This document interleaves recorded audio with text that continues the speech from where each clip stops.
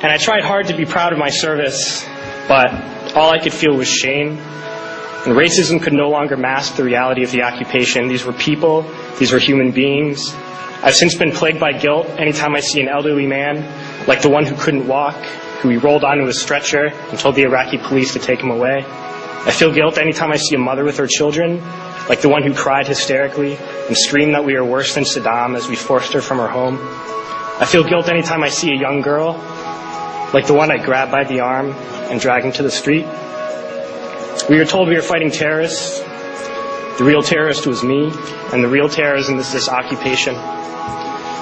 Racism within the military has long been an important tool to justify the destruction and occupation of another country. It has long been used to justify the killing, subjugation, and torture of another people.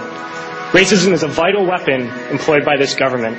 It is a more important weapon than a rifle, a tank, a bomber, or a battleship. It is more destructive than an artillery shell, or a bunker buster, or a Tomahawk missile. While all those weapons are created and owned by this government, they are harmless without people willing to use them. Those who send us to war do not have to pull a trigger or lob a mortar round.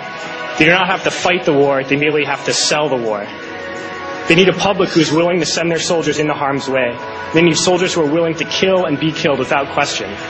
They can spend millions on a single bomb, but that bomb only becomes a weapon when the ranks of the military are willing to follow orders to use it. They can send every last soldier anywhere on earth, but there will only be a war if soldiers are willing to fight. And the ruling class, the billionaires who profit from human suffering, care only about expanding their wealth, controlling the world economy.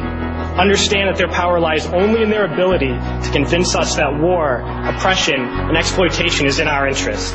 They understand that their wealth is dependent on their ability to convince the working class to die to control the market of another country. And convincing us to kill and die is based on their ability to make us think that we are somehow superior. Soldiers, sailors, Marines, airmen have nothing to gain from this occupation. The vast majority of people living in the U.S. have nothing to gain from this occupation. In fact, not only do we have nothing to gain, but we suffer more because of it. We lose limbs, endure trauma, and give our lives.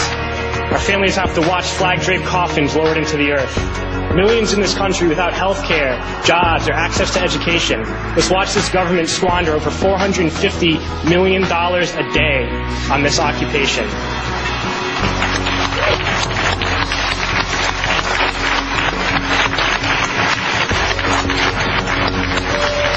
Poor and working people in this country are sent to kill poor and working people in another country to make the rich richer. And without racism, soldiers would realize that they have more in common with the Iraqi people than they do with the billionaires who send us to war.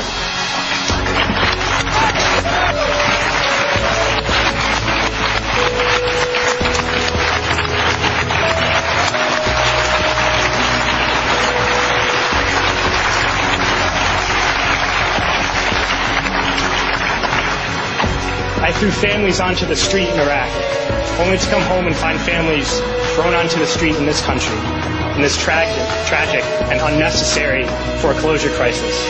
We need to wake up and realize that our real enemies are not in some distant land. They're not people whose names we don't know and cultures we don't understand. The enemy is people we know very well and people we can identify. The enemy is a system that wages war when it's profitable. The enemy is the CEOs who lay us off from our jobs when it's profitable. It's the insurance companies who deny us health care when it's profitable. It's the banks who take away our homes when it's profitable. Our enemy is not 5,000 miles away. They are right here at home. If we organize and fight with our sisters and brothers, we can stop this war, we can stop this government, and we can create a better world.